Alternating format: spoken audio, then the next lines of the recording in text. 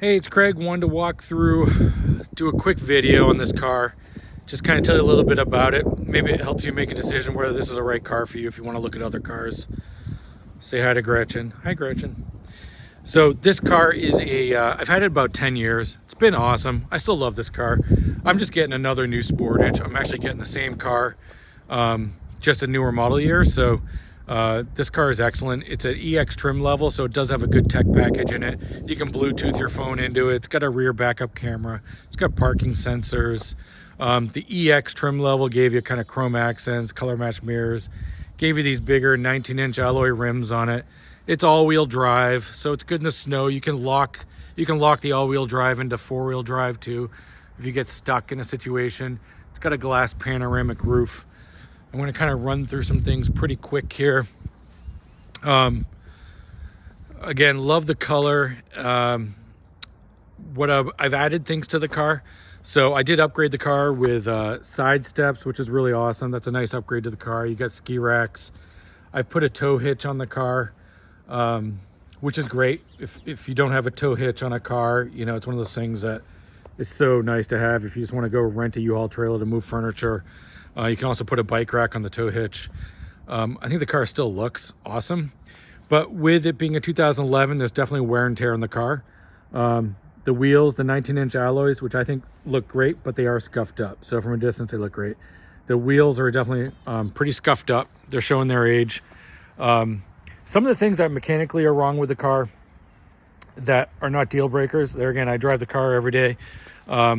The fog lights are not working. The fog lights, the switch is not working. I did replace the bulbs.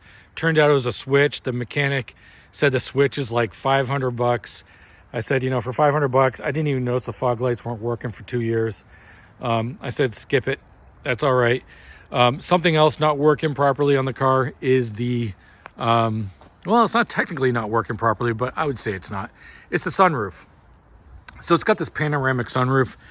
The motor's working fine. The switch is fine. One thing about the sunroof, it's a design flaw with the car. The sunroof runs on these external tracks. Those tracks get gunked up and they slow down the sunroof from opening and closing. And over time, those tracks get more and more gunked up. You got to reach up with your arm and gently help it open and close. It got to the point where I was like, I just stopped opening and closing the sunroof. I didn't want to break it. So if you want to have the dealer clean the tracks, they can do that. I've had the dealer clean the tracks twice over 10 years. But eventually the tracks for the sunroof just get gunked up again. So I just got to the point where I stopped using the sunroof. But it does technically work. It's not broken. All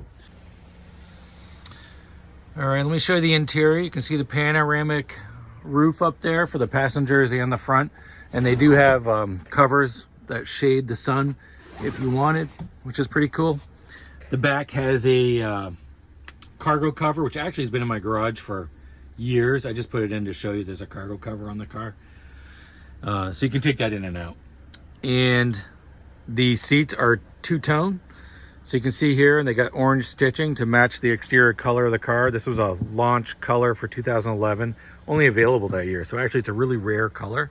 You're not gonna see many Sportages in this color, if ever, actually. With the age of the car, you definitely have some wear and tear. There's a split in the stitching right here. I imagine that could get repaired, as well as a split in the seat right there. I want to make you aware of.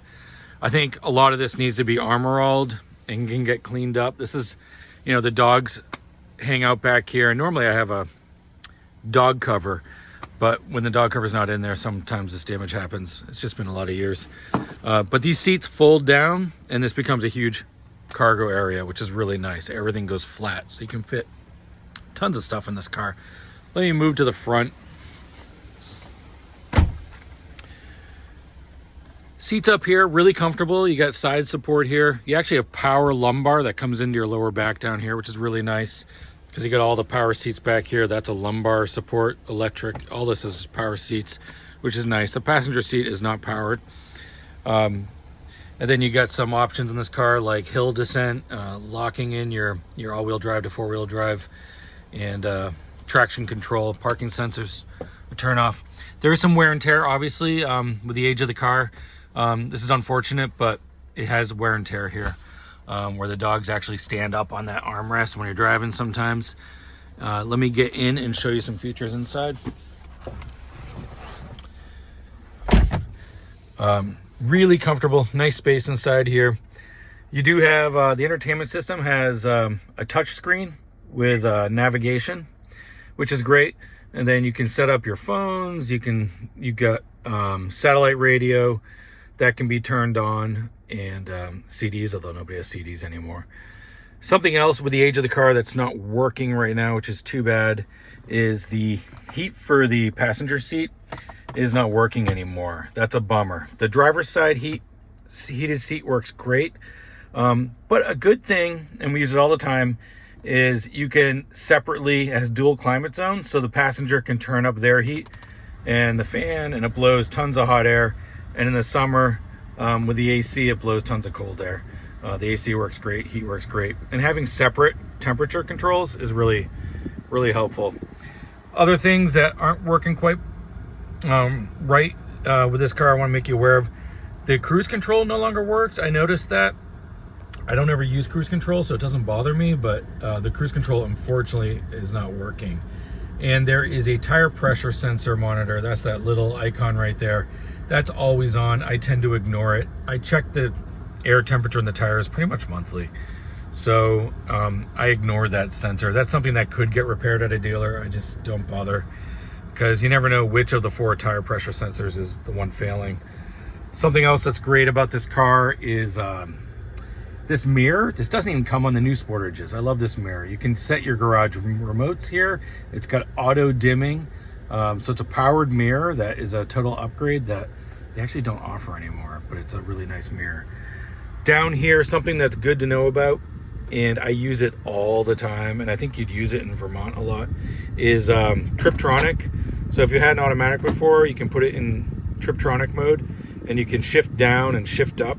I use this all the time if I'm on hills, particularly on 89. You gotta pass somebody. You start to lose power on the uphills. You can go into Triptronic, downshift, and get a lot more power to go up the hills, and then just go back in to drive. So I always use Triptronic, and maybe you're already aware of that, but it's a feature, and it's really nice. So I think that's pretty much everything in here. Nice steering wheel. Steering wheel's really comfortable. It's pretty thick, and you get all the controls on here, like answering the phones. You can do voice commands in the car, and you can control the entertainment system over here, volume, and switch the modes on the entertainment system. So it's a nice space to be. So I think that's about it. Just want to show you all that. So all right.